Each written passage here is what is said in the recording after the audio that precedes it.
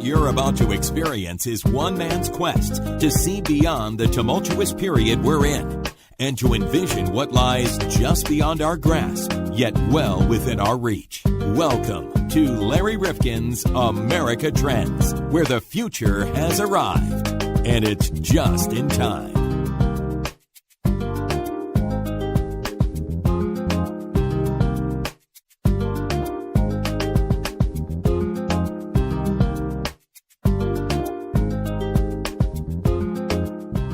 Welcome back to AmericaTrendsPodcast.com. I'm Larry Rifkin, and John Krofzik is with me as always. How are you doing? I'm great. How are you, John? Good, good. We are going to be talking about a topic that a lot of people have studied in school, and there are many different interpretations of the phrase American exceptionalism. Did you ever hear that phrase when you were growing up? I have. In fact, we had somebody else on that talked about American exceptionalism. Well, I think we had somebody on the radio program who talked about it. But yes. But there are so many interpretations of that. Absolutely. Now, one might say that it's America thinking that we stand above the rest in the world, that we are unique and our system of government and laws is better than everybody else's, and we're newer, fresher, and we're the longest-running democracy and all of that. Our Constitution and Bill of Rights. Yeah, exactly. Exactly. So there are people who think that's what makes us exceptional. Exceptional, yes. But then there are people who say, well, wait a minute, that does sound a little chauvinistic, and that does sound a little braggadocio, America. I mean, there are other great countries out there. There are. And even when we see these rankings these days, John, of Western civilization, how good is their health care, or how good is this or that? And America often, even in education, You're absolutely seems right. to fall We are dropping. below. We are dropping down, yes. And yet, when you think about the innovation that has gone on in this world scientifically and with law and so forth, and even what our Bill of Rights affords us, that is pretty exceptional stuff. I mean, it really is. I agree with you. I think that compared to other countries, I think we are, our forefathers were very smart thinkers. Well, they were brilliant. Boy, could one of them be dug up today? And I'll take a dusty, musty one of our forefathers. But there was another book, and you were referring to it earlier, Charles Murray. Now, he's very controversial. I've always loved having him on because I think he's a really interesting thinker. And, I'm pretty open to a lot of different ideas. Yep. Charles Murray on American exceptionalism, he did a small booklet several years ago. And I thought he was really interesting in the way that he approached it. He said, American exceptionalism, an experiment in history. And he said that the concept of our being different and exceptional is often associated with emotions and values. We're patriotic, we're better than the rest, fly the flag, and so forth. But he said that our exceptionalism, if we are exceptional, is a concept recognized not just by Americans, in his view, but also the people around the world. At the time of the founding, they looked at how unusual the set of laws and precepts we were putting down was, and in fact that we were limiting the impact that any authority could have over the people. He said that made us exceptional. Well, I agree with him because we were running from governments who wanted it their way, and that's the way it was. And, Exactly. And I think you're absolutely right. I think that to me is our exceptionalist, though we've corrupted it. Right. And we've made it a big talking point. And, we're better than the rest, and we're the ugly American out on the world stage. But when you look at it, he also said there were a couple of other things that made us exceptional from the founding through the 1800s. And one, and I've talked about this a lot on radio programs, the fact that we have the Pacific and the Atlantic as our neighbors. Well, we have Mexico and Canada. We have a buffer. Exactly. Right. And that gave us a lot of room to experiment, to try things that perhaps others couldn't.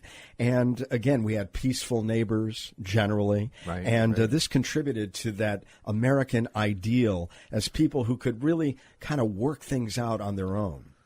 I agree. I think, yes, we are lucky because the Canadians to the north and the Mexicans to the south, for the most part, they've been great. Yeah. And I don't care about the debate we're having today. I mean, in general, it has worked. And the other thing that he talked about was the exceptional ideology of America, meaning that we were optimistic. We weren't rooted in authoritarian past or leaders that went on reign after reign because they were of one family or another, or stratified classes and so forth. You could rise to your station in America by virtue of your optimism and your willingness to put in the time and the work. Absolutely. I think the immigrants that came here were running from that type of government, and they wanted something different, and we were it.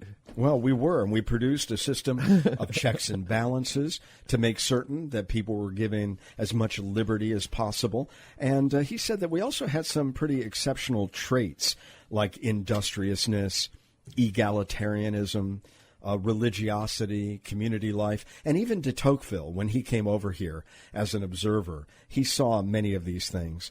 And at one time, I don't know that we would all agree with this today. We had some pretty exceptional politics. And unlike Europe, we never developed, different forms of too many parties all, at each other's throat and everything. We had two large tent parties. I'm not certain that that's working as well for us today. Not anymore, no. Not with the money that's involved and everything. I think, like I've said before, I think we've corrupted our system. Maybe to a point where, I don't know what we're going to do. Yeah, I don't know if we can get it all back. Well, there's another view of exceptionalism that we're bringing to you today. And I do encourage you, as we do with this podcast, go back and read everyone. Read left, read right, read center, read, somebody who's a nihilist who wants to blow it all up. I mean, read everybody, because in there's often something that you can glean. And a fascinating gentleman that we're going to be having on next, Mugambi Jouet. And he is a professor at Stanford Law School. And he's written the latest of the books about exceptional America. But what he's saying is that we're exceptional in the sense that we are becoming, among Western societies, an exception. That there are many things that we're still haggling about, that we're still in disagreement about, that in other Western societies, they've come to terms with issues like climate change and how guns should be allowed in their society and so forth. And America is still wrestling with a lot of these issues. And I just think he has a really interesting perspective to bring to us. The book is called, again, Exceptional America, What Divides Americans from the World and from Each Other. And I think they're going to find this really an interesting conversation. It's a very interesting. He's got a very interesting view. You agree with some of it. I agree with some of it. I don't agree with some of it, but it's worth listening to. It really is. You got to listen to it because you really need to see and hear other people's perspectives on these things, and it's important.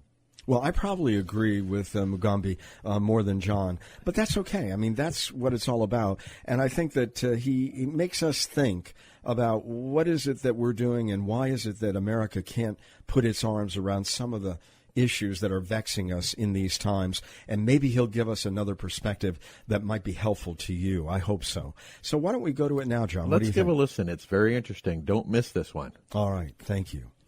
We are with Professor Mugambi Jouet.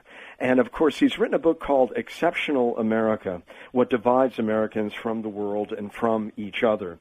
There are many concepts, Professor, defining what exceptionalism means when we talk about the American experience. But I think your take on it is very different than many of the others. Most people today think that American exceptionalism means a faith in American superiority. Exceptionalism as exceptional, meaning outstanding, phenomenal, or superior. But historically, that is not what American exceptionalism has primarily meant. It's instead meant that America is an exception, objectively and descriptively, especially compared to other Western democracies. For example, today America is the only Western democracy to still have the death penalty and the only one to lack a universal health care system. And these are dimensions of what American exceptionalism means, but they are not inherently good or bad. It depends on what people think of the death penalty and universal health care. And in my book, I argue that the intense polarization of modern America is a dimension of what American exceptionalism truly means. If we take away the notion of chauvinism and that, the ugly American across the world kind of being bombastic, and I know that our current president may symbolize that to many, and if we go back and we look at the idea of what was exceptional about America at the time of its founding, in terms of the restrictions that it put on government, in terms of the civil liberties and the individualism of the citizen in the society. I mean, those things that de Tocqueville and others found, were those really exceptional, whether it's our geographic setting, this ideology of optimism? Were those things at that time and still to this day exceptional? Yes, there are many dimensions of American exceptionalism that can be traced to the founding era. America was the first Western democracy to emerge from the Enlightenment. The American Revolution of 1776 preceded the French Revolution of 1789, and there were also many other dimensions of democracy that emerged in the United States or had a significant role here and before Western Europe, such as the relative separation of church and state that was established by the First Amendment, and many other dimensions of American democracy. And many of these actually have had impact internationally. For example, Thomas Jefferson wrote the Declaration of Independence, and it has been cited by many foreign leaders when seeking independence in the future. We had Floyd Abrams on recently and interviewed him about the First Amendment, and he thinks that the First Amendment, in terms of the ability for free speech to really flourish in the United States, and some of the limitations that European governments place on it, really is one of the exceptional parts of the American story. Do you agree with that? Yes and no. So the First Amendment itself is ambiguous and has had different interpretations throughout history. And as I mentioned, there's the dimension of the greater separation of church and state, at least in relative terms, from the outset of American democracy. And today there are also other issues where First Amendment protections in America are different. For example, in the U.S., there is a wide freedom of speech, even for what would be considered hate speech or barred speech in Europe. For example, in France, it can be a crime to deny the Holocaust, and in the U.S. that is permissible, but it's also because of historical differences in France having been occupied during World War II. The book is called Exceptional America, but the subtitle is What Divides Americans from the World and from Each Other. Is it fair to say that some of the argument that you're making in the book is that America, on certain really basic issues, is an outlier in the Western world? Definitely. When it comes to many issues at the heart of America's polarization, we see that they are really atypical by international standards, and that Americans are routinely clashing over a broad range of issues that are either not controversial or much less controversial elsewhere in the Western world, such as whether people should have a basic right to health care, whether special interests should be allowed to spend unlimited money on elections and on lobbying, whether climate change is a hoax, a myth, or a scientific reality, whether women should have a right to abortion, whether contraception should be covered by people's health insurance, whether to teach abstinence-only sex education or comprehensive sex education, whether to have an unbridled right to bear arms, whether to have the death penalty, whether to have mass incarceration, whether it is appropriate to introduce torture into Western civilization as a means of fighting terrorism. These types of issues, leaving aside a few exceptions like abortion in Poland and Ireland, are really far more divisive in America, and they really help explain the extraordinary polarization of today's America during the Trump presidency, but also beforehand during the presidencies of Obama, George W. Bush, and others. Does the rest of the world understand why America is still grappling with these issues, or why a Donald Trump would follow a Barack Obama, or why a Barack Obama would follow a George W. Bush? Can they quite understand our politics? The rest of the world is often puzzled at the nature of the U.S. political debates because it is quite peculiar by international standards. Conspiracy theories, for example, have far bigger weight in the U.S. Political and legal debate than in other Western nations. Even far-right European political parties tend to sanitize their rhetoric and not use conspiracy theories as much as, say, Donald Trump does. And some issues that are really divisive in America, such as whether climate change is a hoax or a myth or scientific reality, are widely less controversial in the developed world. And we saw the perfect example this week with Donald Trump trying to get America to step back from the Paris Agreement on climate change that was accepted by nearly 200 nations and supported by both conservatives and liberals in these nations by and large, with the U.S. being really an outlier when it comes to this issue. And this just happened, of course, and let me read from what he said. In order to fulfill my solemn duty to protect its citizens, the United States will withdraw from the Paris Climate Accord. How will this be met throughout the world, particularly in Europe? Probably with a sense of alarm and disdain, and also puzzlement at the evolution of American democracy. That being said, it's important to understand that Donald Trump is really not so different than many other Americans in this area. We see that there's a big partisan divide over whether climate change is a scientific reality or not, and therefore whether it is appropriate to have policies to address this issue.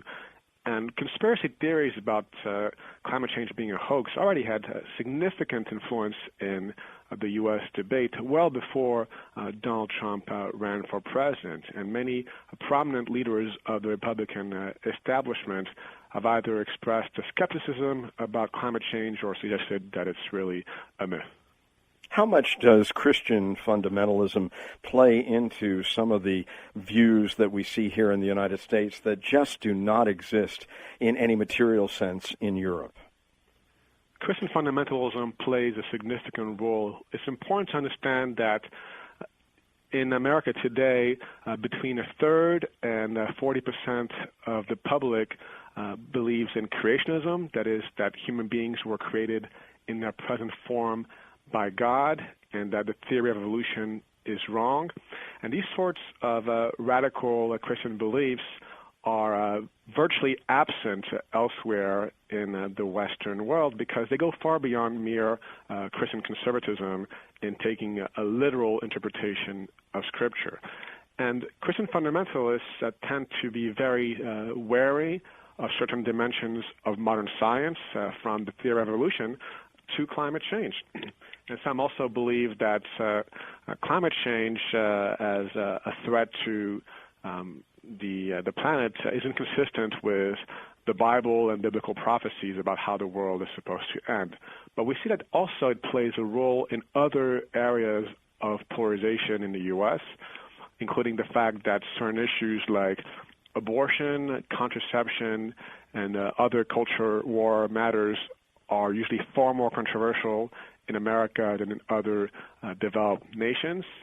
And the Christian fundamentalist ideology extends beyond theological questions or social policy matters into other areas like economics, because it tends to shape a hardline, anti-rational, black and white, authoritarian mindset that is really influential in a broad range of settings, such as, with regard to the economy, a very purist idea that big government is a cause of virtually all economic problems. And we see that the people who tend to be Christian fundamentalists today are also often market fundamentalists because they have a hardline ideological approach to both issues.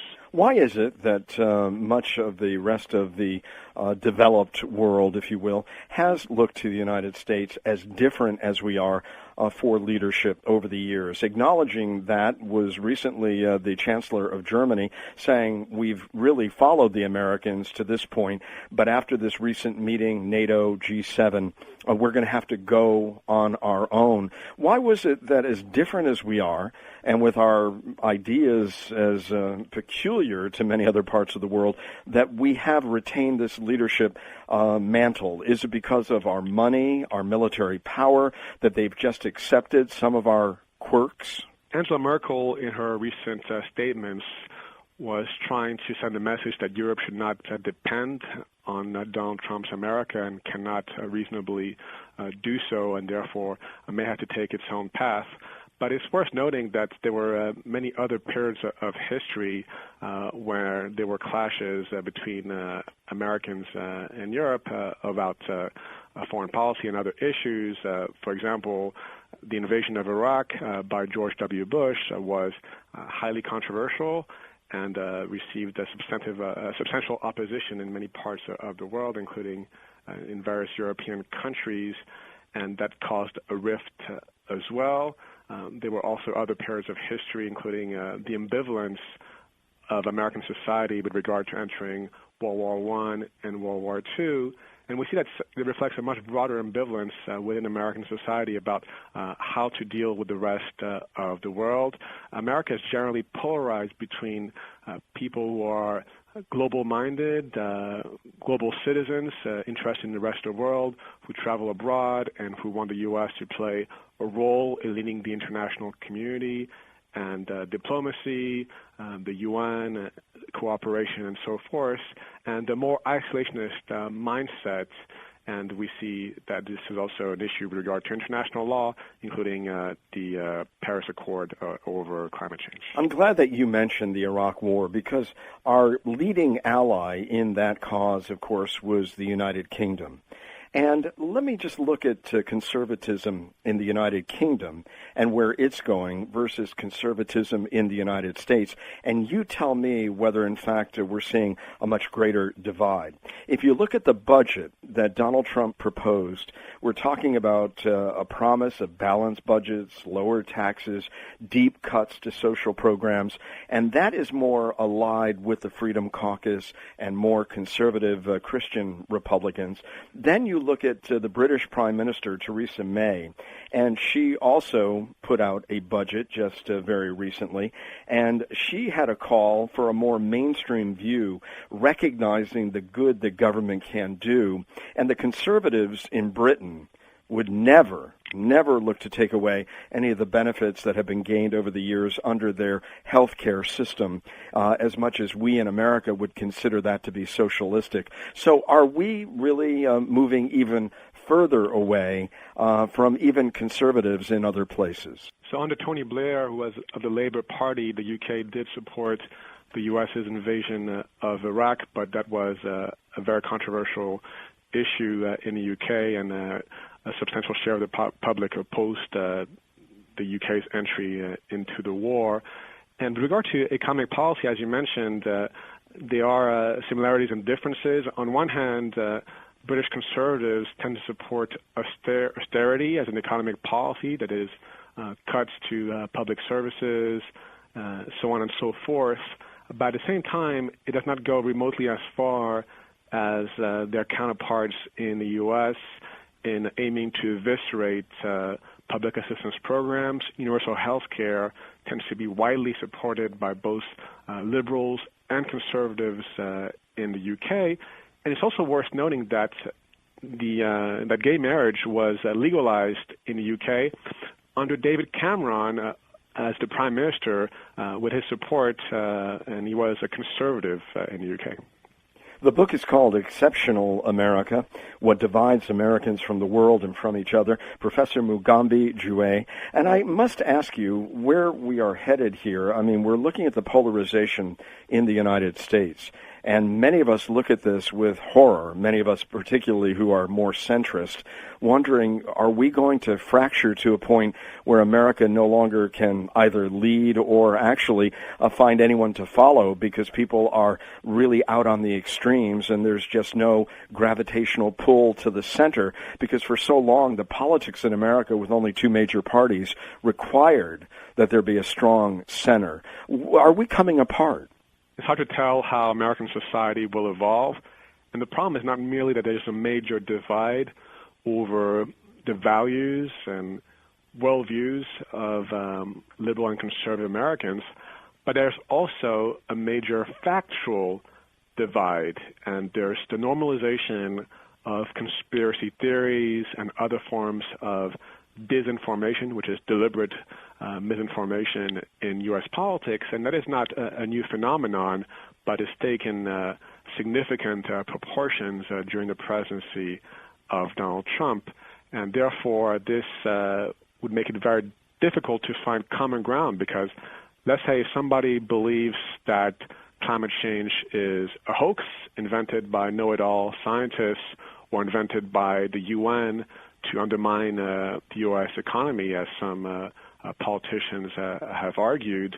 Well, there's no possibility to have a real debate over solutions to climate change or regulation, because there's not even any factual common ground. You have written that, of course, American exceptionalism also has many positive dimensions. Neil Armstrong's passing reminded us that Americans were the first on the moon. You talk about a lot of the things that we have contributed in terms of science. You talk about Martin Luther King as a major figure and so forth. Is there something about us where we are extreme at times and perhaps of excess in terms of the way that we look at life, and that drives us to greater heights, but also can lead us to lower places too? I mean, do you look upon America as really one of those tumultuous places that always needs to be in turmoil in order for these creative juices to flow? Well, overall, it's true that America has made tremendous contributions to human thought, and that actually it's been an example to many other countries. I remember when I visited Oslo in Norway, I saw a statue of Abraham Lincoln in the park, just like there are statues of Thomas Jefferson and George Washington in Paris. And historically, America has played a major role. It's been sometimes viewed by Europeans as a model of what not to do, but also as a model of what to do. So, for example, Europeans today often invoke Franklin Delano Roosevelt's New Deal as a way of how to build a more equal economy and resolve their own economic problems. But as you mentioned, there are a lot of clashes within American society, a lot of contradictions, and they help explain why, on one hand, it's, say, the first and only so far Western democracy to have ever elected a person of color as its head of state, Barack Obama, but how 8 years later it elected as president a man who claimed that his predecessor was not really American because he had a forged U.S. birth certificate, Donald Trump. And these fascinating contradictions exemplify the polarization of American society. How do you explain that? That there are many different currents of ideas within American society, and also unique aspects of American history, culture, politics, law, economic attitudes, race relations, religious beliefs, etc., have shaped very unique ways of thinking about the world, and they help explain also the fantastic and striking divide between American liberals and conservatives. So on the main, do you think that America can hold it together? When we look at other countries that, define themselves more ethnically than they do by virtue of what a constitution brings together in their thought process, if America is built on ideas and ideals and not on an ethnic purity, if you will, can this hold together if we're all disagreeing not only about the ideals or the ideas, but even the basic facts that underpin those? Historical evidence suggests that there are periods of greater liberalism or conservatism in American history, just like there are periods of greater or lesser polarization. And this suggests that the major divides that we see today are quite possibly going to abate in the future. And this is also suggested perhaps by other demographic trends. The American population is going more diverse racially and ethnically, and that would seem to undermine the chances of a political movement that will be based on nativist populism in the future. We see also that there's a generational replacement, and that even though younger Americans are quite often believers in Christianity, many of them are less likely to lean towards Christian fundamentalism and more hardline conceptions of the faith, and have more moderate attitudes towards issues like gay rights. As a result, this may undermine the weight of the religious right in the U.S. political and legal debate, and that may lead polarization to diminish. Do you think this moment in time politically is simply an anomaly, and that these demographic trends, and they are sweeping the country over time, will overtake some of this parochialism and nationalism? It's possible, as I mentioned, that because of these demographic shifts and generational replacements, there'll be more moderation and less polarization. But it's also possible that there will be the normalization of a certain type of mindset. We see that Donald Trump's rhetoric, which heavily relies on conspiracy theories and blatantly false assertions, does not leave many conservatives appalled. He has a quite significant approval rating among Republicans, according to Gallup last month. That was 80%, and that's striking for somebody who's a birther, for example, who claimed that Obama is not really American because he has a forged U.S. birth certificate, or that climate change is a hoax invented by the Chinese, so on and so forth, not to mention very hardline positions taken during his campaign, such as banning Muslims from America, which has also been reflected to an extent in his executive orders, which were framed differently, arguably for strategic legal reasons. But again, we see that also that is part of the cycle of American history. In the late 19th century, there was the Chinese Exclusion Act, for example, that lasted decades, and that seems to evoke discussions today about banning Muslims from America.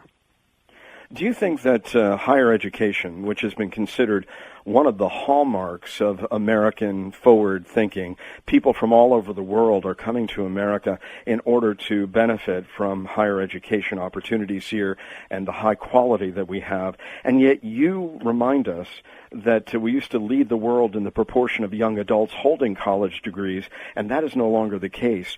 Is that one of those telltale signs that perhaps Americans are looking at education with less import than we have in the past? Yes, it could certainly be interpreted that way, and also the normalization in some ways of anti-intellectualism and skepticism of education and conspiracy mongering also suggest attitudes towards education that are cause for concern. And that's also a historic reversal in many ways, because Americans made really important contributions to the development of education as a basic right. In the 19th century, with the Common School movement and other reforms, American children, teenagers, got access to free compulsory education before Western European children did, and American universities have historically been among the very best in the world, if not the very best to this day.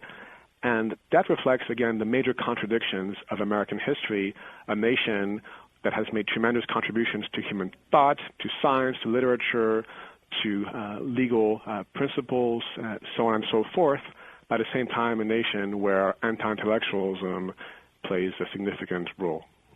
You have said that you think this anti-intellectualism, along with religious fundamentalism, radical anti-governmental views, that they're all contributing to America's being a bit different, perhaps an outlier, and perhaps in decline.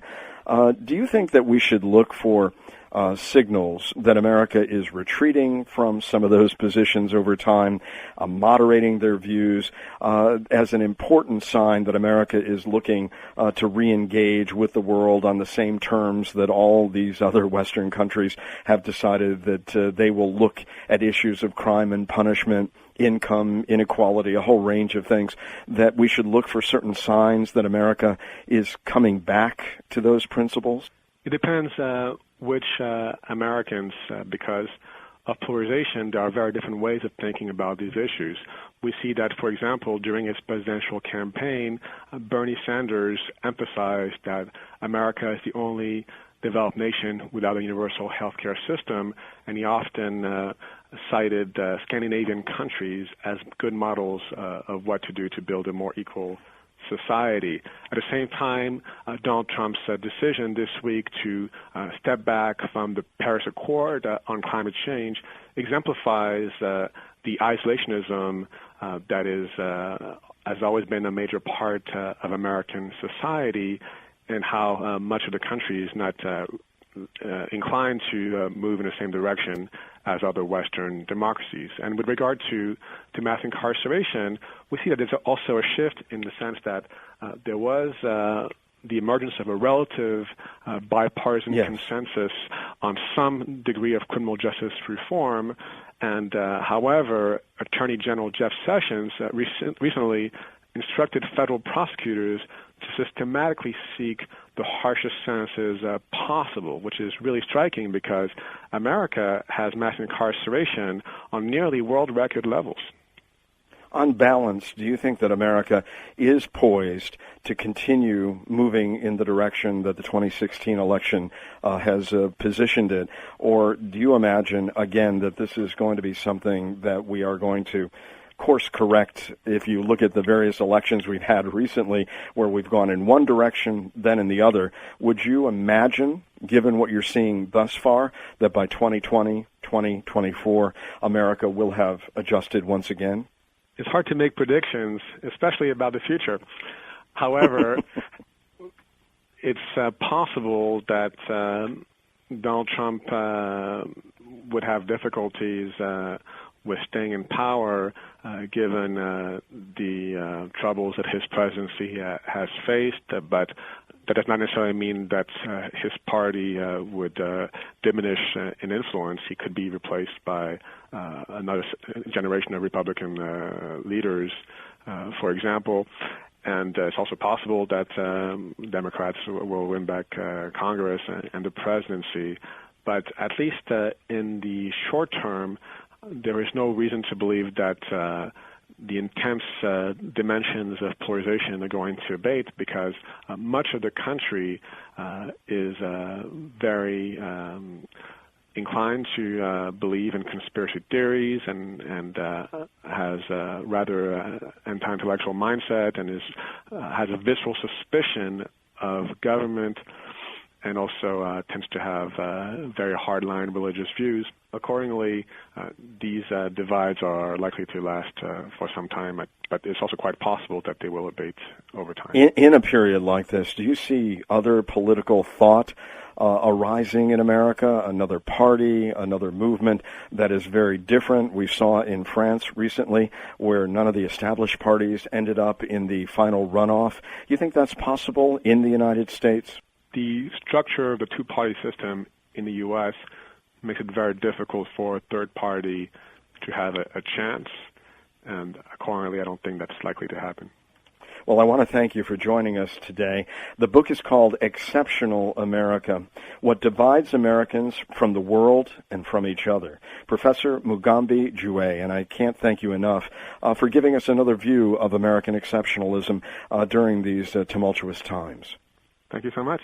Thank you. If you like this episode, please leave us a kind rating or review.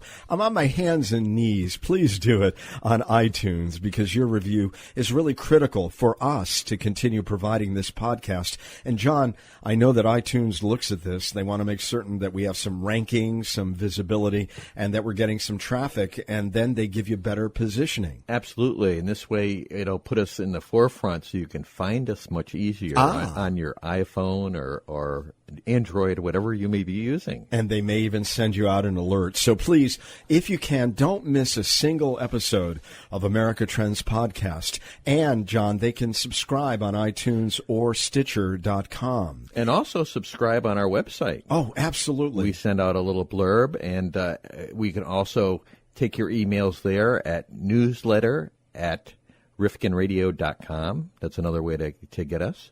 And we do not sell or share no our lists. Spamming, nothing. Well, I don't know. Does anybody want our lists? I don't know, but we don't do it. Good question. Even if they asked us. Even Nobody's if they asked us. But. Right. And when you do subscribe, let us know on Facebook and Twitter. We're getting very active on Facebook and Twitter. Our handle on both platforms. And, John, this is really easy.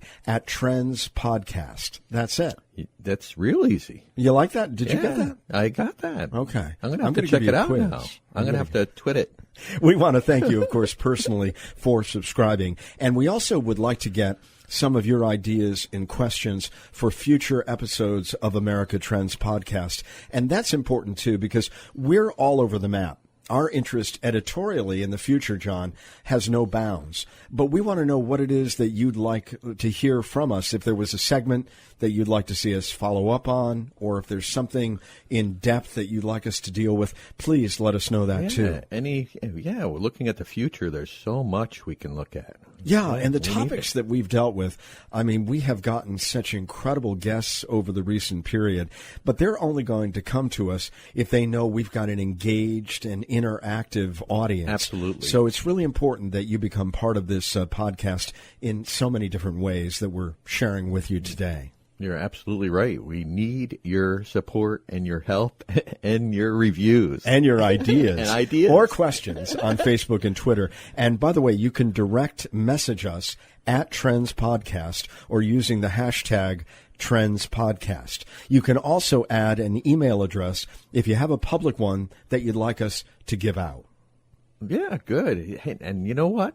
We didn't mention Amazon. Oh, yes. We have an Amazon store. Yes. And so if you go up, you don't have to buy the things that might be highlighted at that particular time. You can buy any book, and there's some benefit that comes back Just to put us. what you're looking at in the little search engine block there, and it'll take you right to Amazon, and it'll help us out. Absolutely. And it doesn't really cost you anything more because they have built that into their pricing structure. So we get a little taste and you get more programming like this and you get the item that you were looking for. So it works for all of us. It's a win-win. Absolutely. Win-win-win. Win-win-win. So for more information on America Trends and for the latest updates on upcoming episodes, be sure to like our page on Facebook and follow us on Twitter.